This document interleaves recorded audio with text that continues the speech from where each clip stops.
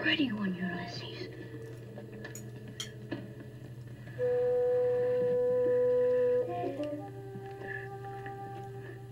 There it is. Hello BookTube, I'm Sean the Book Maniac. Welcome back to my channel. Here I am with the final part of my Victober edition of the occasional words, phrases, and grammatical patterns series that I do called In Other Words. This is part 2, and this is the last day of Victober, so here we go. I have found a lot of great stuff, but I've been having a dickens of a day, excuse the pun, because I went to the gorgeous little temple nearby, started filming the construction next door. They were really cute construction workers, but the hammering quickly became obnoxious.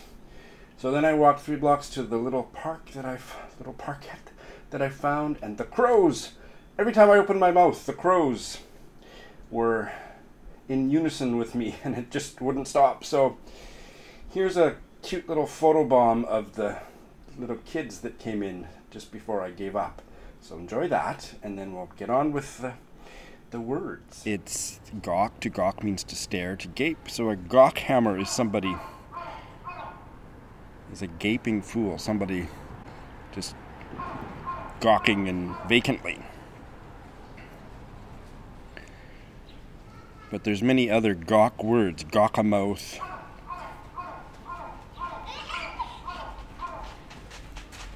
Maybe I'm just not going to be able to film outdoors today. Although, look at that little photo bomb, hey? Oh my.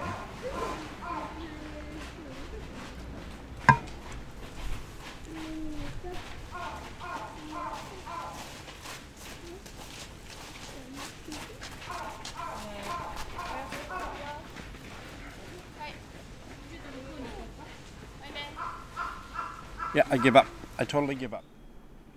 Alright, one of the delights of Victober was reading Under the Greenwood Tree by Thomas Hardy. And the father of the main character is referred to, his trade is a tranter. This is a dialectical English word which means one who does odd jobs, peddling and transporting goods, usually with a horse and a cart. Most of the references I found online were to this novel. It's not that common. The new priest, or whatever he is, curate, rector in town, is referred to as a gawk-hammer, which means a clumsy person, and reference is made to a middling or mediocre sermon he had given the day before. We all, I think, know gawk. Gawk means to stare kind of vacantly. Gawky means somebody who does that. Could be clownish, left-handed, stupid, foolish, in many Scottish and English dialects. There's a really interesting article in the Irish Times which talks about the various dialectical meanings of gawk and associated words in Scottish and English dialects, but interestingly, upon a quick scan of the article, I didn't read it in detail, there didn't seem to be any reference to how it's used in Irish English, but I'll put the link in the show notes. But yeah, gawk-hammer, a gaping fool, one who stares vacantly. This one is more uniquely Hardian. Mum-budgeting. The character says, "You were quite sure he'd never come mum-budgeting to see ye." And linguists and etymologists are kind of mystified by this word. It seems to be a peculiarly Thomas Hardy word. The English Dialect Dictionary hazards a guess that it means to come secretly, clandestinely, to sneak up on someone, but it might also mean to fuss or to bustle. There's a great blog entry on the Oxford Dictionary blog site that I will link about Thomas Hardy's lexical landscape. By the way, one of my subscribers asked a question on the last Victober, in other words, about which reference books I consult. I haven't gotten a chance to answer that comment yet, but I will just say in general that I may have said a white lie when I said consult reference books. I have some modern English reference books, but I've never consulted them for this series. I just go online and consult what I think are reputable sources. Bob's a-dying. Let me read you the quote. "Yes, you see, her first husband was a young man who let her go too far. In fact, she used to kick up Bob's a-dying at the least thing in the world. Bob's a-dying typically means a disturbance or an uproar. It was frequently used to describe the antics of sailors on shore leave. Antics might be too euphemistic of a word. It's found most modernly in some of Patrick O'Brien's novels, bookish. Have you encountered it? I think you said you like his stuff. In certain English dialects, particularly Cornwall to Northumberland, I don't know if that encompasses Thomas Hardy. I'm not so familiar with his geographical biography. But it came to mean less violently boisterous merriment, and I believe that's probably the sense in which it's being used here to describe this woman.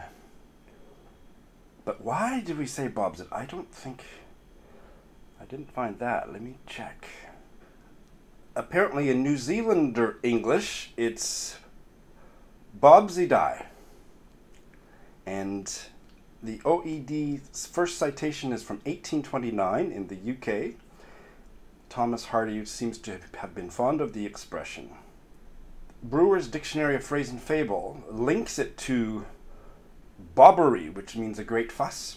And that word, bobbery, which is from an East Anglian dialect, has been traced back to the Spanish word boberia. I'm probably not pronouncing that Spanish correctly in a Spanish tongue. Boberia, which means folly. So those are the ones from the Hardy novel. Let me move on to Agnes Grey by Anne Bronte. I've been very hard on this novel. It wasn't as awful as I like to amp up my bitchiness on BookTube. Sorry, but I didn't hate it. I just didn't like it very much. I didn't think it was a very good novel, but had some great words in it. Nabob. So if you're a Canadian, I think it's only Canada, not the United States. Nabob is a coffee brand. And that I didn't know it had any other meanings until I encountered it in Agnes Grey. The sentence is, so her fortune went to swell the purse of a wiser sister who had married a rich nabob. In context, you can pretty much guess it means a person of conspicuous wealth or high status, but it's an Anglo-Indian term that came into English from Urdu.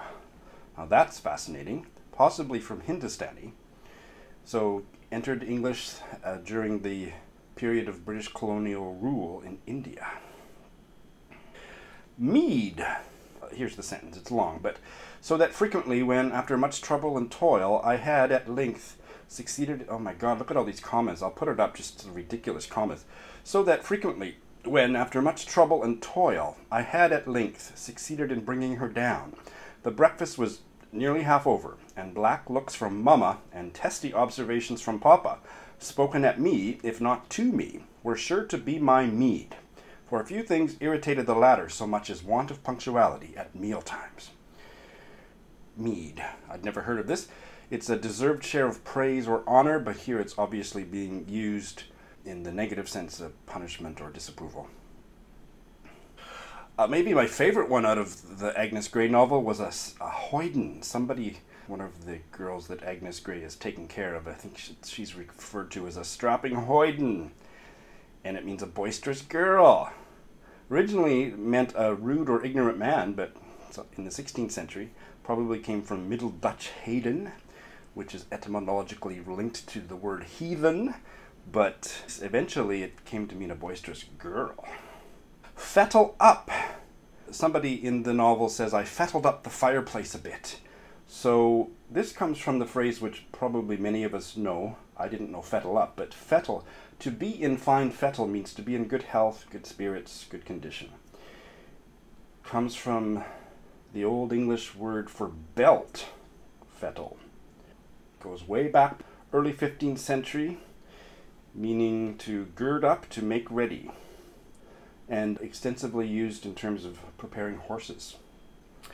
Okay, this one is ridiculous. It's so Latinate, but I just couldn't help but research it and tell you about it. Objurgation! Objurgation! Which means a harsh rebuke. It comes from the Latin word that means scold or blame. It's linked to perjury, abjure, jurisprudence, and even injury. But objurgation is just a horrible sounding word. Okay, that's enough. That's all from Agnes Grey. Let's move on to the Welsh novel that I read, Rhys Lewis, by Daniel Owen, which I enjoyed, except it was so laden with religious conversion, Calvinist stuff that it detracted from my enjoyment. But it was a wonderful translation. by Robert Lomas. Here's a couple sentences. When anyone belonging to the Seiat does wrong, you see, Will said, someone else goes to the elders and splits upon him. Seiat, I'll just dispense with quickly, it's just a Calvinist, Methodist church council. Plays a very pivotal role in the novel. But to split upon someone is to tell on someone, basically. To tell someone in authority about something wrong that somebody else has done. Tell on somebody. It's British English. It doesn't say Welsh English here, it says British English. Informal. It's a proper name, but I want to tell you about a historical figure that is really crucial to Welsh language and literature, Nant. He was born in 1739 and died in 1810. And his other name, which is easier to remember and pronounce, is Tom of the Dingle. But he wrote a lot of short plays. There's a Welsh word which I can't pronounce for them, and he was from Denbighshire. He also wrote what are called interludes, which are commentaries on the social evils of his day, including unpopular taxes, greedy landowners, swindling lawyers, and immoral clergymen. We need them today. Anyway, his writings are frequently cited in this novel, Rhys Lewis, by Rhys's mother. And she is illiterate, but she has committed to memory the entire Bible, or too much of the Bible, because she keeps quoting it throughout the novel, and the many sayings by Nant. And I became really curious about him, and I would like to do some more reading up on him, because he just seemed to be quite, like I say, central to this novel, but has a special place in Welsh literary culture. Pettifogging means to place undue emphasis on small, petty details, to be petty or trivial. Pettifogging attorneys. Originally pettifogger, which you have to be careful in the pronunciation of that one.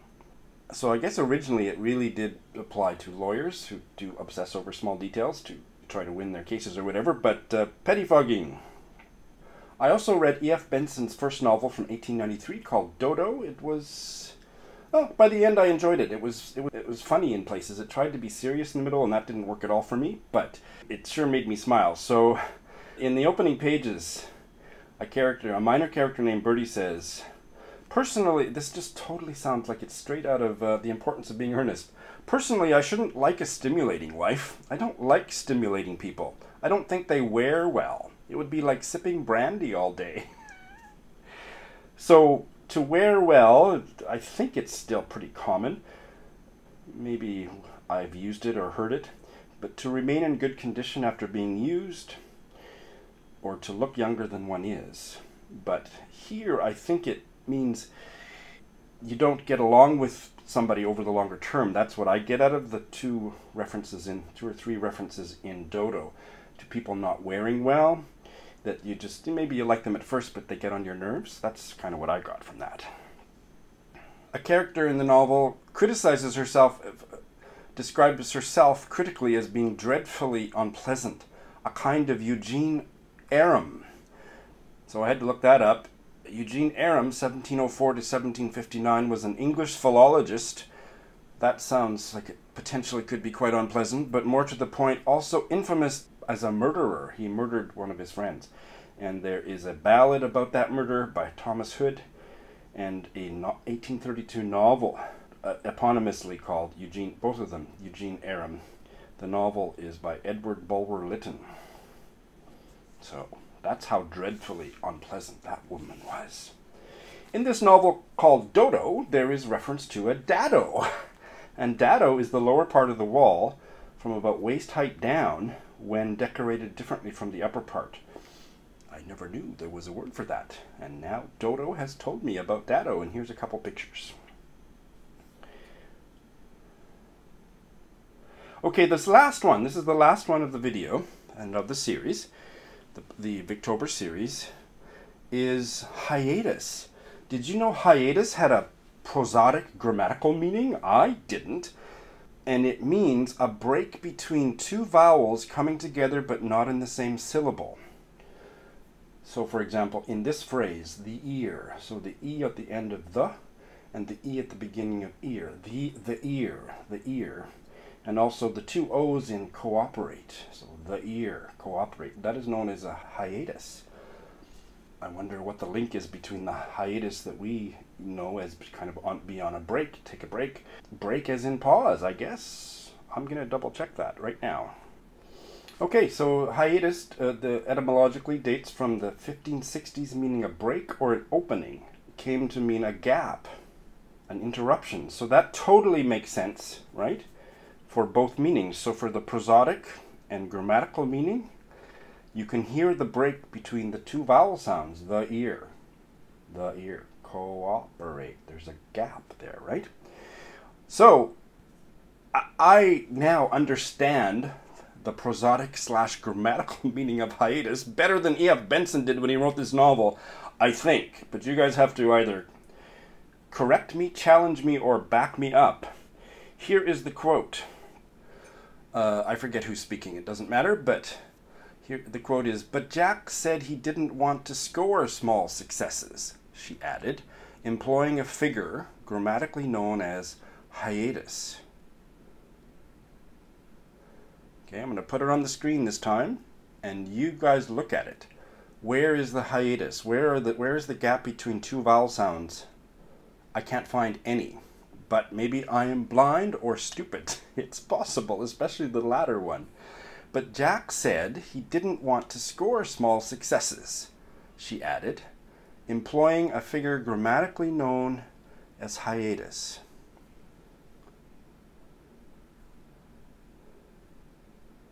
Where is it? The only two vowels that I see as coming together are she added, and that's not not in the direct quote.